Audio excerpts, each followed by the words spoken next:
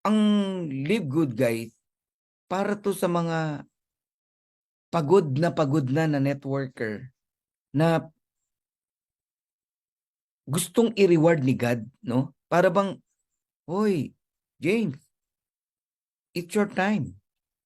Gusto na kitang i-reward. Nakita ko yung commitment mo eh. Ilang taong ka ng networker, pero hindi ka bumibitaw. Ilang taong ka na nagsiserve sa mga tao, mag-train ng mga tao. Counted lahat yun eh. Alam nyo ba yun? Lahat ng pinaghirapan mo, mula nung nagsimula ka, na ginawa mo ang industriya ng MLM, binasa ni God yan. Nakikita niya lahat yan. Maaring yung mga nauna nating company, ang tawag doon planting, pagtatanim. Kasama na doon yung mind natin, ni Ready ni God, yung puso natin, yung character natin. Lahat yan pinrepair ni God.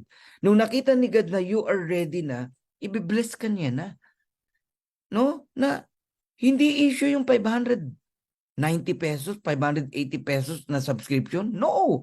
Yung kasambahay namin nagbabayad every month eh. Advance pa nga eh.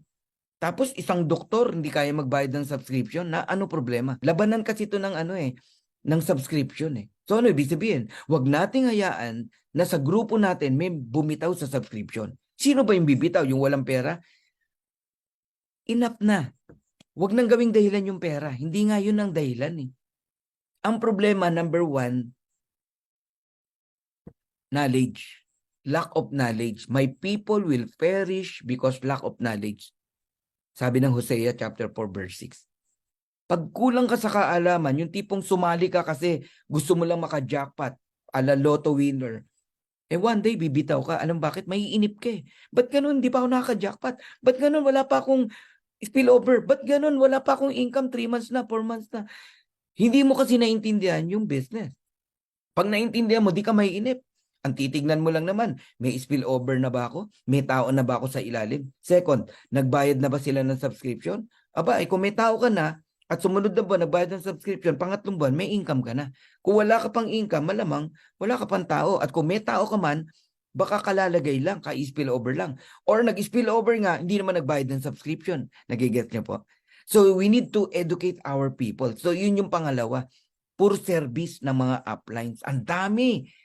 Sa totoo lang, marami enroll lang ng enroll, no? Excited sa pag-enroll using credit wallet o kaya naman Binance, etc., crypto. Pero guys, hindi po yun ang labanan. Simulat sa pool, nagsimula tayo. Wala akong natatandaan kundi mag-remind si Coach Fernan about subscription. Until now, hindi nawawala sa akin yan kada presentation. Bakit? Diyan mayaman ang dream makers worldwide. Kaya tayo pumutok, kaya tayo lumaki. Guys, maniwala kayo sa akin. Alagaan mo yung subscription mo, subscription and downline mo by educating them. Teach them the importance of subscription. Ang ipapakita mo sa kanya, ano naghihintay sa'yo after 2 years.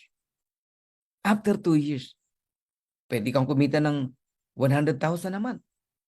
Magkano ba gastos mo sa subscription? Kasama na yung $49.95 in 2 years. Only 13,000 pesos versus 100,000. Paano, Coach Fernan, kung hindi ko kinita yung 100,000? Okay, kalahati na lang. After 2 years, 50,000. Month after month yun eh. Yung 50,000 eh. Talo ka pa ba? Yung 13,000 mo, 2 years. Sige, 1/4 na lang. 25,000 na lang. Month after month yung 25,000 mo eh. Hindi na yan hihinto eh. So ano natalo sa'yo sa 13,000? Kahit 1.8 pa yan, 12.5 lang yan, panalo ka pa rin. Kasi every month na yan. Ma-educate nyo lang ang tao ng ganon, wala nang bibitaw. And that the reason, kaya ko sinasabi, na kung direct kita, at hindi ka kumita in 2 years, ibabalik ko yung tinaya mo na 13,000. Bakit? I'm very, very sure nakikita ka rito. So leaders, help me. Let us educate our people. Bigyan nyo ng panahon yan. Bigyan nyo ng oras yan. Yan ang pinaglalabanan dyan. And third, vision. Transfer your vision. Maging visionary leader. Transfer your vision sa mga leaders mo. Lalo na yung mga matitino mong leader. Dapat pareho kayo ng wiring. Pareho kayo ng mindset. parehas kayo ng mabuting puso, parehas kayo ng pananaw, ng karakter, ng sipag, naku, wala talagang pupuntahan. Kasalanan mo na pag bumitaw ka. So, beloved, Yes. this is Coach Fernan. Mahal na mahal ko po kayo.